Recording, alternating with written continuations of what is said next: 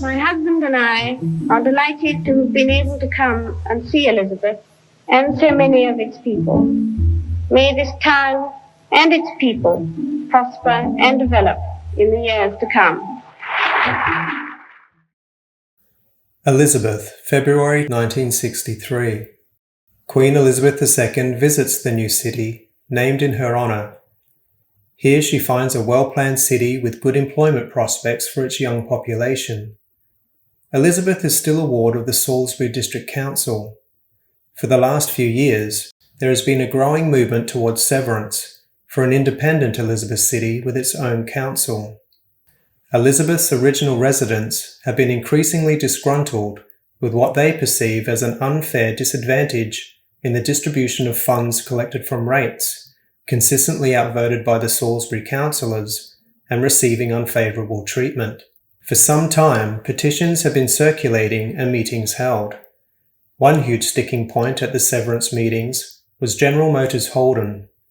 The Salisbury Council quite rightly did not want to lose one of their largest ratepayers, and Elizabeth as an independent city could not survive without it.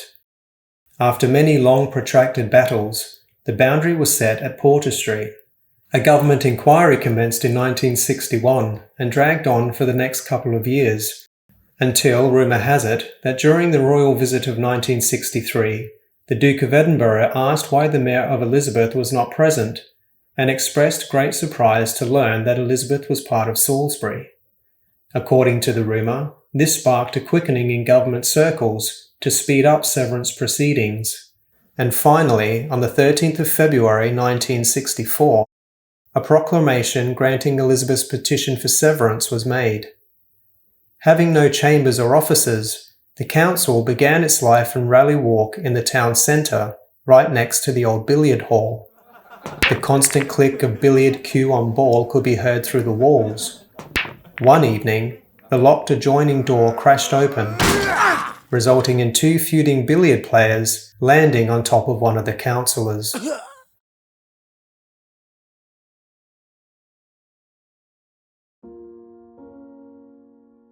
By 1960, Elizabeth was becoming a city for industry and one of the key generators of South Australia's economic future. If the Trust had found ideas of social balance hard to define, and even harder still to prove, then at least the incremental growth of industry could be seen, measured, and given an increasingly prominent position in the Trust's publicity. Effectively, Elizabeth started to splinter into two more specific types of investment. One was the creation of a community, the other aimed to provide Elizabeth with an economic future. Economic success became an important objective in itself, perhaps even a precondition to the more difficult social objectives, and Elizabeth was increasingly understood as a project which would succeed mostly by its ability to attract the interest of private industrial firms. For the South Australian government, accustomed to using public resources to secure industrial investment, this new conception of Elizabeth made good political sense. The broader objective of building a model town was not abandoned, however. The task of the Trust was to attract the kind of efficient and enlightened firms which would confirm, support, and complement the social objectives also. Unfortunately for the Trust, in the context of competition for firms between states and cities for scarce investment, planners had to sometimes settle for firms they could get, rather than those they would have preferred. Still, employers, like residents, were meant to play by the rules, accepting some control over their private enterprise in exchange for the productivity and harmony only a model town like Elizabeth could provide. The decision to make Elizabeth a city for industry was a slow burn, and tied in as a secondary component to the development of its self-contained social objectives. How far the new town would in fact be an industrial centre was something of a grey area in the early years. The Trust had initially wanted the existing Weapons Research Establishment, the WRE, which flanked the town to the west, to fulfil the role of major employer. Originally a wartime munitions factory, the WRE site was converted into a defence research facility in 1947. The site also contained several major English firms including Ferry Aviation, the British Aircraft Corporation, and de Havilland. There were several thousand people already working there, and it was expected that many of them would become the town's first residents. What led to the shift towards a city with industries on site was the arrival of General Motors Holden.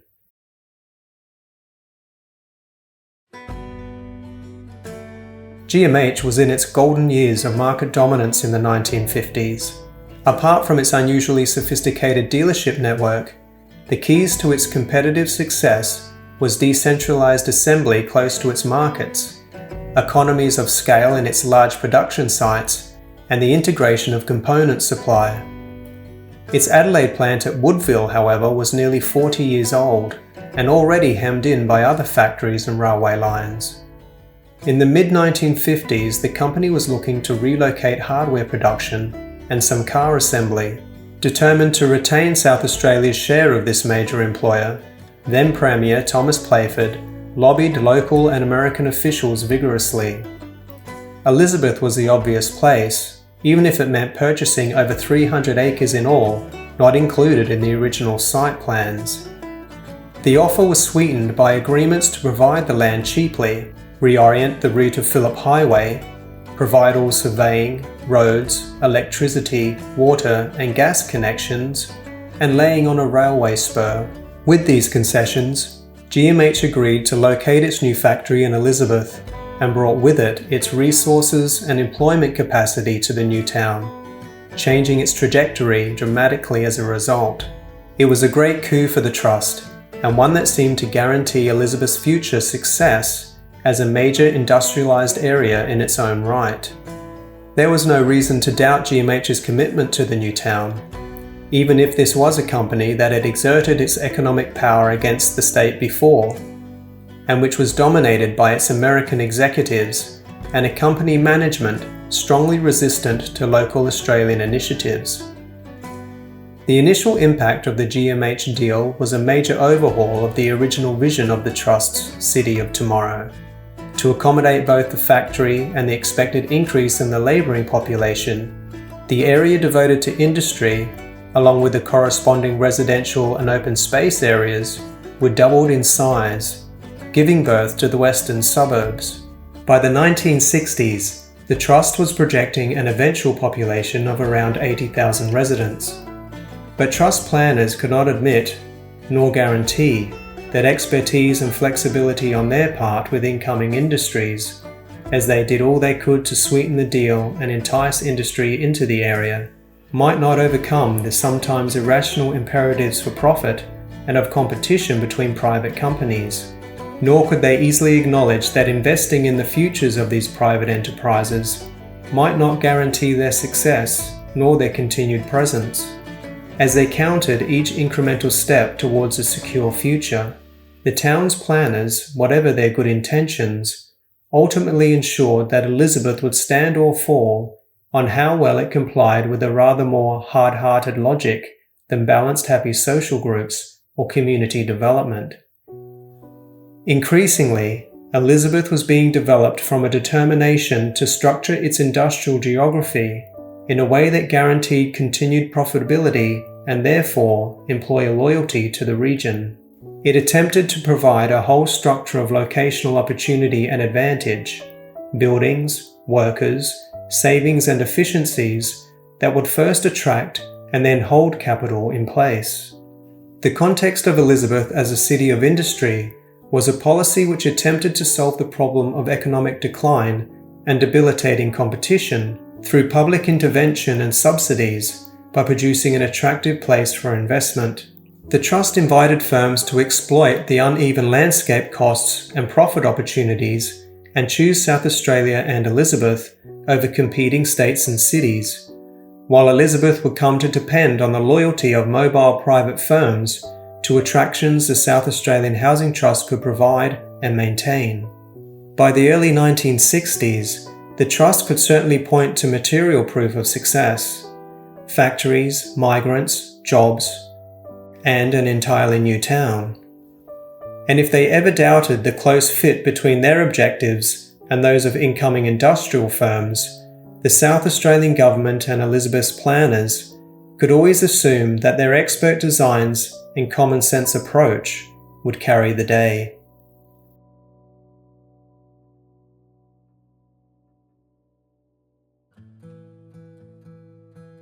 For the Housing Trust, perhaps the most important aspect of the GMH decision to settle in Elizabeth was its vote of confidence in the new town's industrial future. The town's pull was confirmed, and the capture of the car plant prompted a shift in the Trust's conception of the new town. Not just its size or internal layout, it was now more clearly conceived as a place for industrial development, and this shift in vision was quickly anchored at the heart of the Trust's future plans. Little undertakings may still be encouraged in the interests of diversity, but the signs were clear that Elizabeth could do much better than that. It could be bait for large multinational capital as well, perhaps even Australia's Detroit.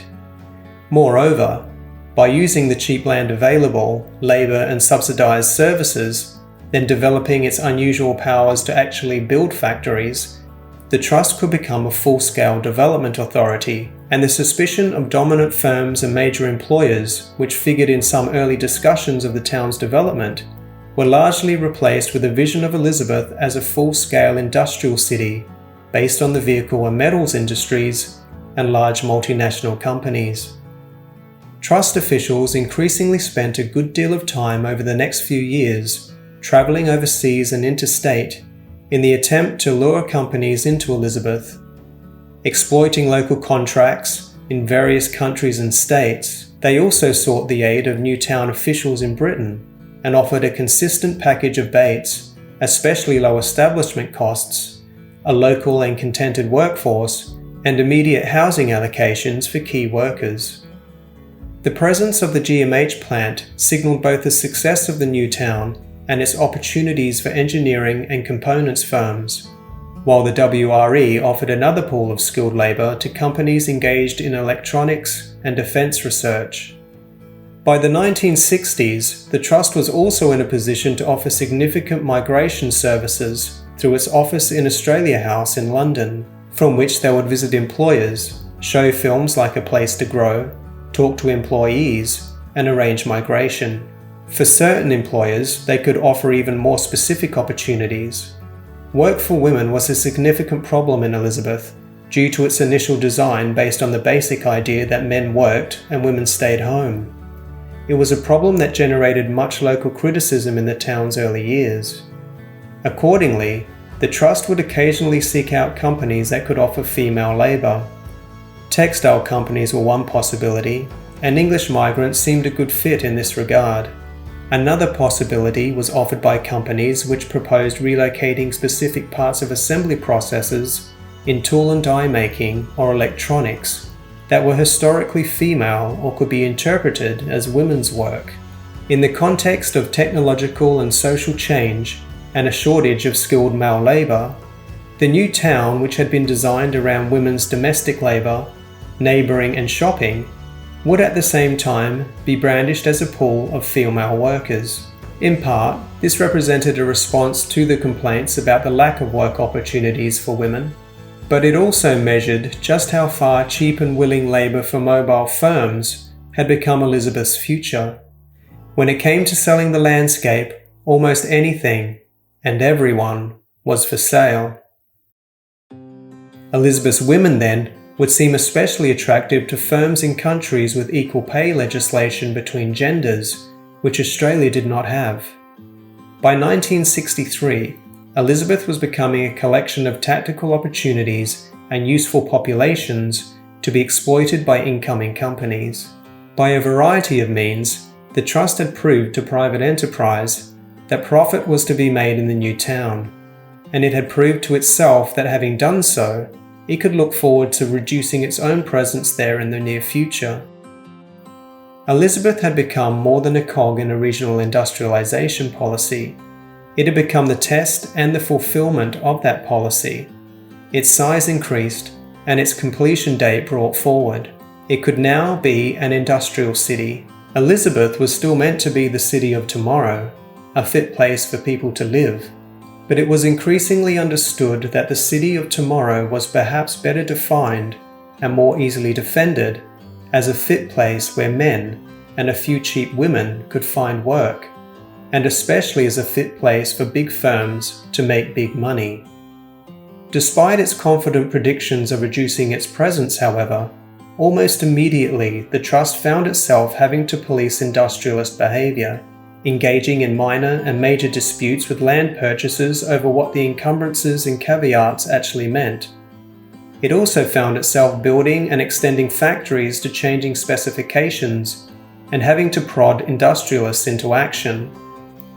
Encumbrances and schedules were designed to prevent overdevelopment, unsightly buildings, or the holding of land for speculation. The Trust quite rightly desired that the increments on land values produced by development be earned by productive users of sites and not by speculators. But land buyers did not necessarily conceive of their investment in quite the same way, and it became clear there was an obvious tension between the Trust's blueprint for their city of tomorrow and the economic imperatives of industry. It was hoped that flexible and common-sense policing along these lines would shape industrialist behaviour without resort to intricate zoning or undue interference in property rights. Yet, from the very beginning of negotiations with firms, the Trust found itself facing all kinds of requests to abandon all or part of the encumbrances previously agreed to. Some companies lobbied for extensions of time to pay rents, while others even attempted to work around the encumbrances by enlisting the support of the State Industry Advisory Committee against the Trust. During these early days, the Trust's patience was persistently tested by companies, either consciously or inadvertently flaunting their development obligations. Common sense and the insistence on flexibility were in fact providing the wrong signals. It would become more and more apparent, especially with multinational companies, that employers and managers had their own views about the new town, as well as their particular piece of it. Meanwhile, there were major concerns that the rapidly growing population of the town and its industrial expansion were completely out of balance. Encumbrances were one way that the Trust tried to ensure companies began operations within a reasonable amount of time. One electrical company purchased a site in 1958 on the understanding it would begin construction by 1961. It secured an extension to 1964, but had still not begun in 1968. Some larger firms were simply not meeting the standards of commitment expected by the Trust. One of the key objectives of the town planners was that companies direct their incoming supervisor and above employees to the town's sale housing. Willingness to do so was an indication of the quality and quantity of their investment in Elizabeth, but some companies simply wouldn't cooperate. Another problem was the kinds of jobs Trust activity helped generate. By the rule of thumb that characterized town planning, import replacement and especially engineering and metalwork activities were particularly favoured, in part because of their skill requirement, and partly because it was precisely those kinds of operations which were looking to take advantage of new factory sites and skilled labour pools in suburban areas. But the industrial location policies remained ad hoc, and never reached a level of indicative planning which might have seen some diversification pursued as a priority. Removing WRE from the figures, in 1960, 15 firms provided just over 2,000 jobs in Elizabeth, with another 500 or so expected within a couple of years.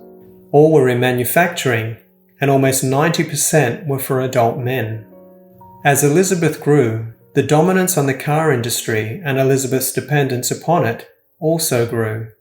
In 1972, at the height of its industrial prosperity, 14 of its 50 factories and workshops were directly dependent on subcontracting for motor vehicle production.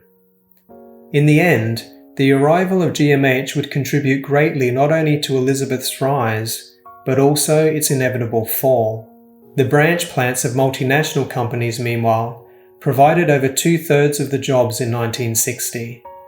Multinationality alone does not necessarily produce problems in a local economy, so long as that economy maintains or increases the competitive and cost advantages that drew a branch plant there to begin with.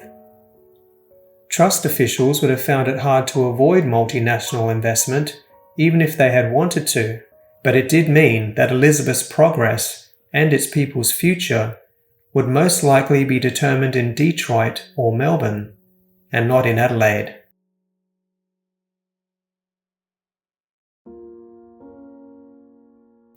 More immediately troubling in the initial stages of Elizabeth's development was the Trust's assumption that employment meant the manufacturing industry. The Trust expected the neighbourhood shopping centres, and especially the town centre, to provide some retail and commercial employment, but there is little evidence that attracting service or public sector employment to the new town was ever a major priority. Industrialisation policy had, of course, been predicated on the assumption that South Australia needed a base in secondary industry, and especially in expanding sectors like motor vehicles, engineering and consumer goods. The policy had succeeded rather too well by the 1960s. South Australia received the highest growth in manufacturing than any other state between 1938 to 39 and in 1961 to 62, ending the period with an industrial structure dominated by large firms and factories producing for non-local markets. Within that regional specialisation, Elizabeth's employment base for men and women was especially skewed. Apart from the dominance of manufacturing, especially for men, Elizabeth's most significant loss was public employment. In 1965, only 11 of its jobs were in the public sector, nor was there any guarantee, of course, that local professional and public sector jobs were being held by local people. According to Clyde Foster's survey of Elizabeth's workforce in the 1970s, almost 2/3 of male professionals and administrators working in Elizabeth lived outside the town. Overall, the town's employment base rested on three crucial dependencies: multinational firms, manufacturing, and the car industry. Another related problem was the lack of fit between labour opportunities and labour needs in the population, in particular the dearth of work for women and for the youths, who would become a large proportion of the local population within a decade. The Trust was aware of these problems and attempted to entice employers who might employ female labour, but much of the employment Australian women could get in the 1960s, whether or not, of course, it was what they wanted, was precisely in the low-paid, routinized white-collar or sales work that Elizabeth lacked. Even in factory work, Elizabeth was dominated by the kinds of production that mainly employed men, with a few women engaged in routine process and machine work. By placing such a specialized employment structure in an isolated area, the Trust left those who sought work and careers in areas outside manufacturing or local commerce no choice but to commute, or more commonly among the young, to leave for good. The city of tomorrow had become the city for industry, with the housing trust more and more focused on appeasing industrialists rather than continuing to foster community belonging, and assumed a particular structure of household work and labour participation strategies centred on the male head of the family's ability to get and keep a good wage in a factory, confirming that Elizabeth would depend upon waged industrial employment for its survival.